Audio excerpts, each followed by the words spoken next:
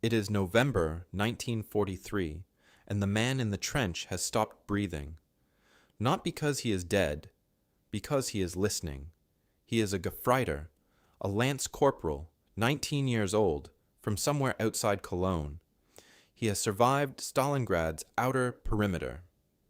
He has survived the retreat through Sicily. He is not a man who frightens easily, and he knows this about himself the way soldiers come to know the useful things, quietly and without sentiment.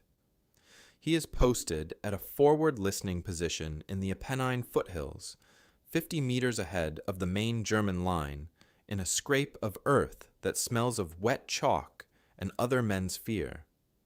It is 200 hours. The fog has come down off the mountains the way it does in Italy in winter, thick and physical, the kind of fog you feel against your skin, and there is a sound. He cannot say what it is. That is the problem. His brain runs through its inventory of known sounds and comes back empty. It is not the scrape of British boots on gravel. It is not the metallic whisper of a wire being cut. It is not breathing, not a cough, not the soft percussion of a knee against wet earth. It is something at the very edge of audible, a sound that might be a sound or might be the fog itself pressing against his eardrums. He turns his head. The sound does not move. It does not repeat.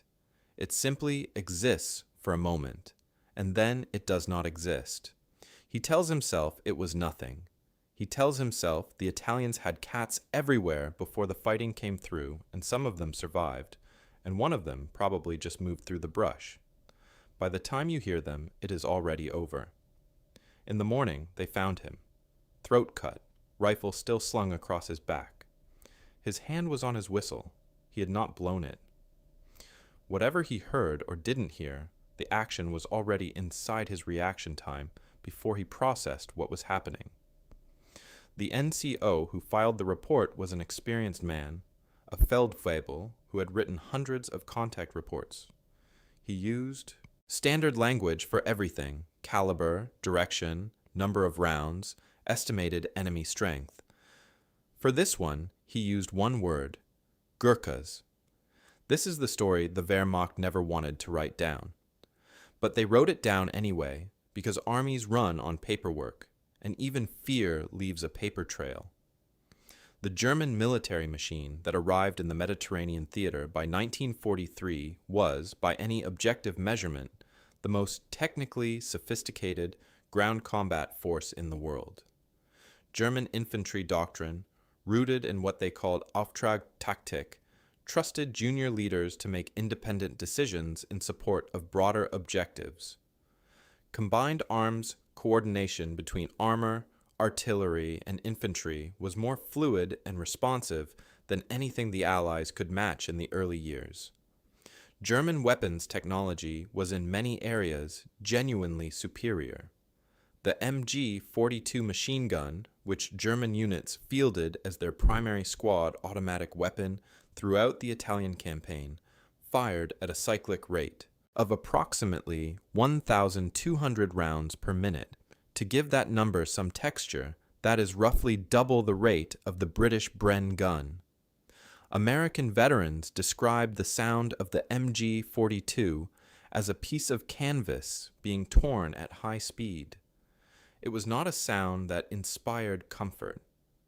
At 600 meters in daylight against an enemy advancing in the open, the MG-42 position was close to unassailable. The Wehrmacht understood war as a problem of distance and firepower. Hold the range, concentrate the steel, and the mathematics will do the rest. This was not arrogance, it was a doctrine built on genuine battlefield success. And it worked, consistently and lethally, against every conventional opponent they faced. The Gurkhas were not a conventional opponent. When German intelligence officers in North Africa first began pulling threads on British Indian Army formations, they were working with a framework designed to categorize British infantry. The Gurkhas broke that framework immediately and completely. They were shorter in stature than British or Commonwealth troops, which threw off visual identification at distance. Their uniforms bore regimental insignia that Wehrmacht intelligence databases had no reference for. The language spoken among them, a Khaz dialect of Nepali, was recognized by none of the German or Italian interpreters attached to Axis intelligence units. This sounds like a small thing. It was not. In the fog of war, the inability to process basic information about an enemy, to slot them into an existing category, creates a particular kind of cognitive friction that no amount of tactical training fully compensates for. But the intelligence failure that mattered most was not about insignia or language. It was about the casualty patterns. German divisional after-action reports from North Africa and the early Italian campaign began flagging an anomaly. Certain British Indian Army formations were producing German casualties during night hours at rates that didn't correlate with any identifiable fire. No mortar coordinates could account for them, no artillery signature. The wounds were consistent with bladed weapons, close contact, personal. In 1943, this was not supposed to happen. Industrial warfare had supposedly rendered personal combat with edged weapons a relic of the previous century. The bolt-action rifle, the machine gun, the mortar, the tank, these were the instruments of modern war. The knife was for cutting bread. The Gurkhas had not received that particular update. The Kukri is not a knife in the sense that most people use the word. Understanding why the Germans feared it at the doctrinal level, not just the emotional one, requires treating it like the engineered tool it is. The blade is typically between 12 and 18 inches in length. The critical design feature is the inward curve, the distinctive forward angle that makes the Kukri immediately recognizable. That curve is not decorative and it is not cultural. Affectation, it is physics. When you strike with a straight blade, the force of the blow is distributed along the entire edge at contact. When you strike with a curved blade angled the way the Kukri is angled, the force concentrates at the forward third of the edge, the widest, heaviest part of the weapon. The result is a chopping implement that delivers the kinetic energy of an axe with roughly the swing arc of a large combat knife. The weight distribution, with the blade heavy toward the tip, means that the weapon does significant work on its own. You are not fighting the weapon. The weapon is helping you fight. Now compare this to the German bayonet, the standard issue S-84/98 that bayonet-equipped German infantry carried on the Kar 98K rifle. It is a 25-centimeter thrusting blade. It is designed for one motion, the forward thrust at close range, an extension of the rifle as a platform. It is a fine weapon for its intended purpose, which is the final few meters of a set-piece infantry assault in which both sides have already exchanged fire and the defender is either suppressed or breaking. That sequence of events is one the German soldier trained for extensively and understood. It is not the sequence the Gurkha brought to the engagement. The Gurkha knight raider is not interested in your readiness posture. He is not attacking after an artillery preparation. He is inside your position before you have categorized him as a threat. In that context, the comparison between the S-84/98 and the Kukri is not a comparison between two combat knives. It is a comparison between a weapon optimized for a fight you are ready for and a weapon optimized for a fight you are not. The Kukri wins that comparison every time, not because it is a better knife in the abstract, but because the man holding it has decided, deliberately and through doctrine, to fight at the range where your rifle is a liability and his blade is an asset. Gurkha soldiers in the British Indian Army trained with the Kukri from adolescence. not as ceremony, as craft. The draw, the grip transition, the downward chop that uses the blade's geometry to multiply force. These were not skills acquired in a 6-week basic training course. They were the accumulated product of years of physical memory. When a German soldier and a Gurkha soldier found themselves within arm's reach of each other in the dark, one of them was working from trained instinct, and one of them was improvising. The outcome of that arithmetic is not complicated. In captured German letters and field diaries, the Kukri is described in language that reveals something important about how the German military mind was processing the threat. The words are emotional, barbarous, savage, primitive. This language is interesting not because it is accurate, which it is not, but because it tells you what the German soldier's brain was doing when it encountered the weapon. It was reaching for a category. It needed to put the Kukri somewhere in its mental taxonomy of threats, and the only available slot was the pre-modern, the atavistic, the thing that should not exist in an industrialized war. The failure was not in the German soldier's courage. The failure was in his doctrine, which had given him no professional vocabulary for what he was looking at. A Panzerfaust has a manual, the Kukri does not, and that absence turned out to matter. Fear in wartime does not wait for accurate information. It runs ahead of the facts and builds the story it needs before anyone has a chance to check the details. The rumor spread through German units in the Mediterranean theater sometime in late 1943 and accelerated through 1944. The specific content varied by telling, but the core claim was consistent. Gurkha, soldiers collected trophies from their kills. The version most commonly repeated in German accounts described ears strung on cord.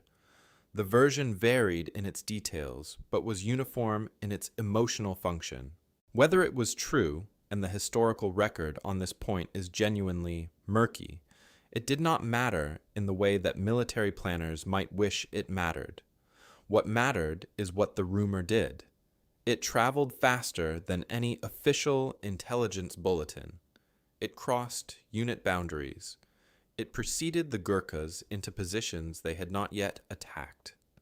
By the time a German unit was rotated into a sector where Gurkha formations were operating, many of those soldiers had already spent days or weeks hearing this story from men who heard it from other men who heard it from someone who said he saw it himself. The psychological preparation for fighting an ordinary opponent had already been poisoned. The Gurkhas had not yet appeared, and they were already winning a portion of the battle. Military theorists have a name for what this describes. The concept is the force multiplier, the idea that some assets produce effects beyond their direct physical contribution to a fight. Atrocity mythology functions as a force multiplier when it is aimed at an audience predisposed by training and experience to believe that such things are possible. German soldiers who had been rotating through the Italian front for months, sleeping in waterlogged positions in the Apennine clay, watching their unit strength erode from artillery and cold and disease, were not in a psychological state that filtered rumors carefully. They received the story of the ear trophies, and they passed it on, and each retelling added a layer of texture, and by the time it had made 3 or 4 iterations through a regiment, it had the weight of witnessed fact. The British Army did not need a press office for this. The German soldiers did the psychological work entirely themselves. What is worth acknowledging, because intellectual honesty demands it, is that this mechanism was not unique to one side. German propaganda made systematic use of exactly the same technique against Allied colonial troops throughout the war, generating atrocity mythology designed to make those troops seem less than human and therefore easier to kill. Fear is not a fair witness, and it does not choose sides based on virtue. It goes where it is sent, and both sides sent it. Now we come to the document. The phrase, "shoot the Gurkhas first," did not emerge from a formal high command order stamped and filed in some archive in Berlin. The historical picture is more textured than that and more interesting.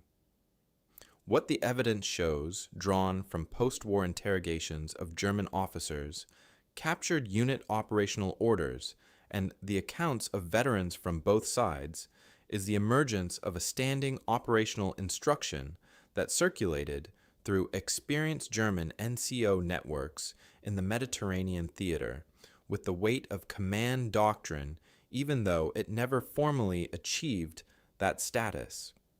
The content of the instruction was specific, and its internal logic was impeccable.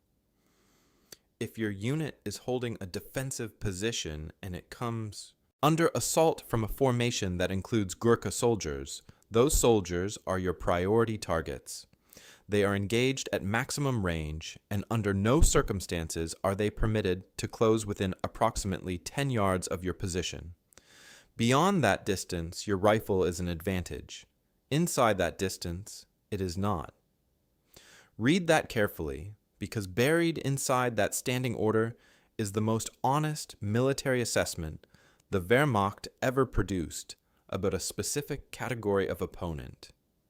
German tactical doctrine was built on the premise that the side with superior range and firepower dominates the engagement. The MG-42 at 600 meters is God. The KAR-98K at 300 meters in daylight is a reliable instrument of death.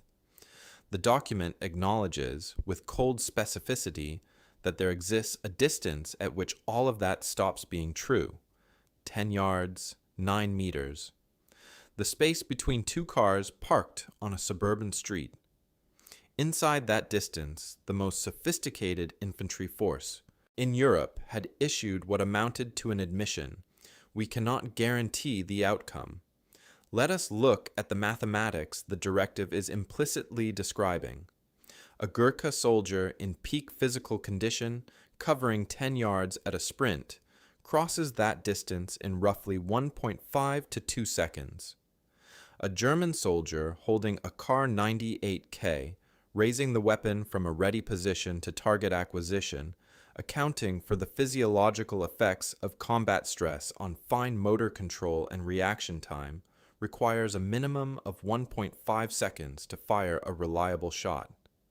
That is the best-case scenario.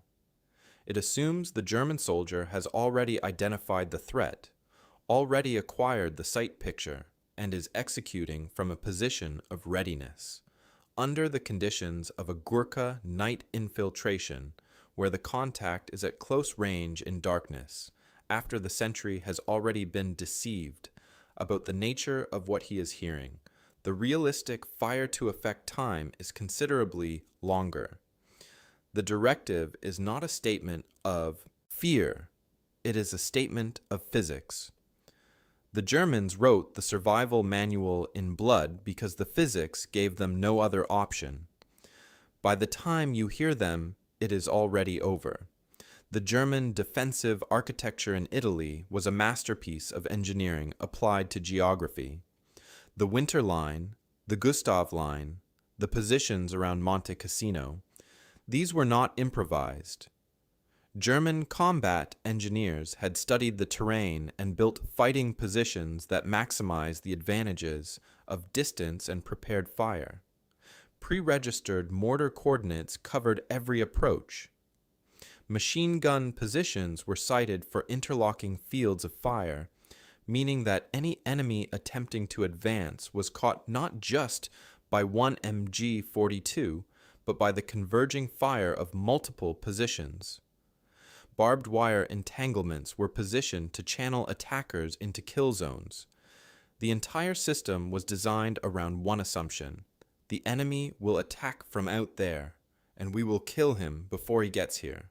The Gurkha Night Patrol was designed at the doctrinal level to defeat every element of that system in sequence. Movement in darkness is the first layer. Gurkha soldiers trained for low-light infiltration with the same seriousness that German engineers applied to defensive construction. The approach was deliberate and slow, using dead ground, the folds and gullies in terrain that interrupted line of sight, to move without presenting a visible target. The Apennine Mountains provided an abundance of dead ground. The terrain is fractured and vertical, full of draws and ravines and limestone outcroppings that a skilled soldier can use to approach within very close range of a defended position without ever appearing in a sightline. Wire obstacles were defeated by feel. A soldier trained to cut barbed wire in darkness without making sound is performing a skill that takes months to develop and requires the suppression of every instinct that the body generates when it is moving slowly through an obstacle in enemy-controlled ground. The instinct is to hurry. The training is to not hurry, to breathe, to feel the wire before you touch it, to make the cut in the one place where it will produce the least vibration through the rest of the obstacle. Sentries were isolated by the same patience. The Gurkha patrol was not looking for a firefight. It was specifically, deliberately, and at the doctrinal level designed to avoid a firefight until the geometry of the situation made a firefight unnecessary. The goal was proximity. Every element of the infiltration doctrine was engineered to get inside the distance where German technology stopped being an advantage. The MG 42 at 10 yards is not meaningfully different from a Kar 98K at 10 yards. At 10 yards, in darkness, what matters is who knew they were in a fight first. The Germans knew. They wrote it down. Shoot them first, because if you don't, you won't get a second chance. Monte Cassino, winter into spring, 1944. The monastery on the hill had already been reduced to rubble by Allied bombing in February, and the rubble had turned out to be better cover for the German defenders than the intact building had been. The Leary Valley below was a landscape that photographers and painters avoided because it had no redeeming visual qualities, mud the color and consistency of wet concrete. Shell craters filled with water. The detritus of months of fighting, equipment, and wire, and the frozen shapes of men who had not been recovered, distributed across a landscape that had no distinguishing features, except that every meter of it had been contested. Units of the 1st and 2nd Gurkha rifles operated in this terrain with a fluency that defied rational explanation to the German soldiers watching from their positions. The rubble of Cassino town and the slopes below the monastery were not a landscape. They were a three-dimensional maze without a map, and in darkness they became something that a healthy human imagination could not productively engage with. The German defenders had been in position for months. They knew their sector. They had walked it in daylight and memorized the reference points. At night, in the fog that settled into the valley and mixed with the dust of the destroyed town, they held their positions and they listened. There is a documented account drawn from the testimony of German veterans interviewed in the post-war years of a forward trench position in the Cassino sector that was found abandoned by morning. No assault had been recorded in the night logs, no sustained fire, no grenade exchange, no flares. The men had left. Their equipment was still there. Their rations were half eaten. They had taken their weapons and their coats, and they had walked back toward the main line in the dark, and when they were found, they said they heard something. They could not say what. Something that moved without quite making the sounds that movement should make. Something that was there and then was not there, and then was there again at a different point in the dark. It would be easy to dismiss this as cowardice, and many German officers of that period did exactly that. But that dismissal is intellectually insufficient. These were soldiers who had been holding contested ground under continuous Allied bombardment for weeks. Their morale had been tested in ways that would have broken less experienced units entirely. What they encountered in the dark was not a failure of courage.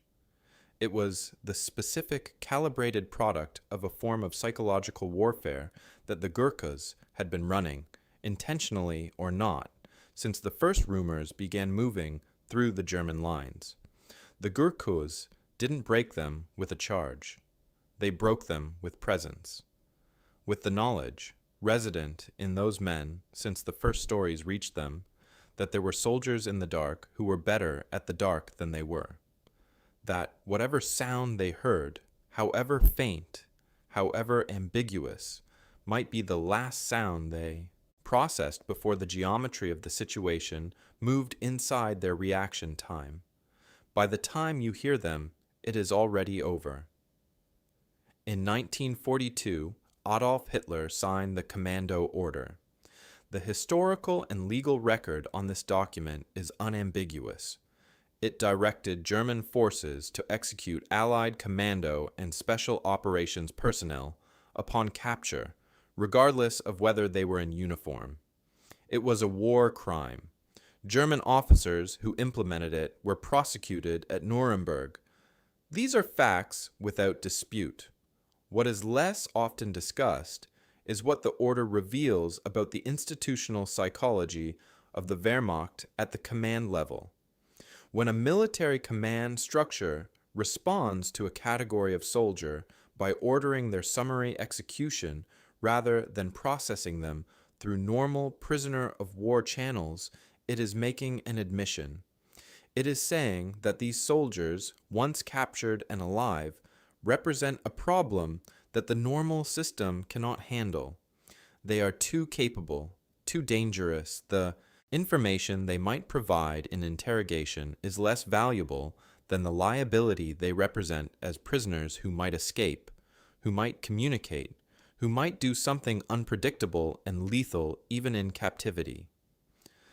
Gurkha soldiers featured in the formations that the commando order was most directly aimed at, including the Chindits under Ord Wingate, who operated in Japanese-held Burma in long-range penetration missions that put small units hundreds of miles behind enemy lines for months at a time.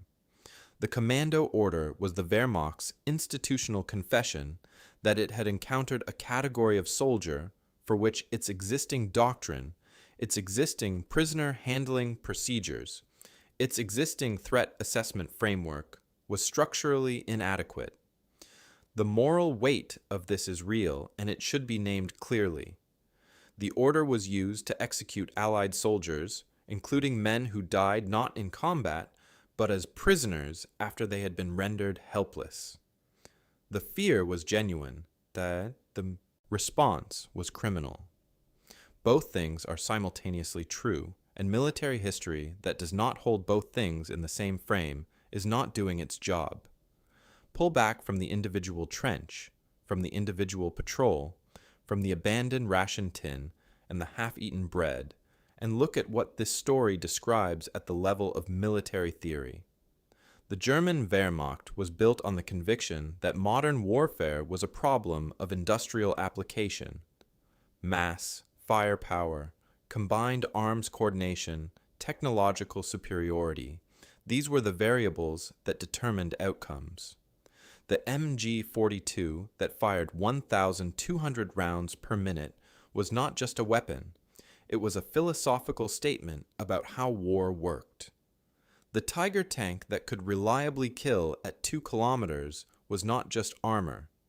It was the conclusion of a doctrinal argument about the relationship between distance and dominance.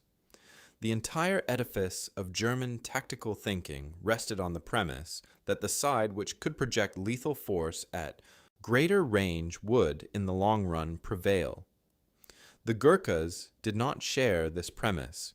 They had not been consulted in its formation, and they were not interested in its conclusions. What they brought to the fight was a different argument entirely, that there exists a range at which all of the above stops mattering, and that a sufficiently skilled and disciplined soldier can get to that range without ever giving the industrial killing machine a clean shot at him. The directive that circulated through German units, the standing order to engage Gurkha soldiers at maximum range, and never under any circumstances permit them to close, is the clearest possible evidence that at the command level, German officers understood this argument and had no answer to it. The most sophisticated ground combat force in European history had to issue a standing order about a man with a curved knife. Sit with that for a moment. The MG-42, the Tiger tank, the pre-registered mortar coordinates, the overlapping fields of fire, all of it pointed in one direction, and the directive was acknowledging that there existed a specific set of conditions under which none of it would save you. The Clausewitzian concept of friction, the idea that war resists rational planning because reality is always more complicated and more chaotic than any plan anticipates, usually refers to logistics failures, weather, communication breakdowns, the 10,000 ways that a perfect plan fails on contact with a real enemy. The Gurkha problem is a different kind of friction. It is the friction that results when two military traditions built on entirely different premises about the nature of human violence collide in the same trench at 2 a.m. The German tradition said, project force at distance and let the physics handle the rest. The Gurkha tradition said, get close enough that their physics no longer applies, and then let yours. The physics of the Kukri is not complicated. The force concentrates at the forward third of the blade. The downward stroke delivers more energy than the geometry of the swing would suggest. It takes approximately 2 seconds to cross 10 yards at a sprint. These are facts that exist outside any system of military doctrine or national mythology. They are just the numbers. And the numbers, in the end, were what the Germans were actually afraid of. Return to the trench. Return to November 1943 and the Gefreiter from outside Cologne who has stopped breathing. He does not know that somewhere in a divisional operations section, a Feldwebel has already drafted a standing instruction that will circulate through experienced NCO networks across the sector.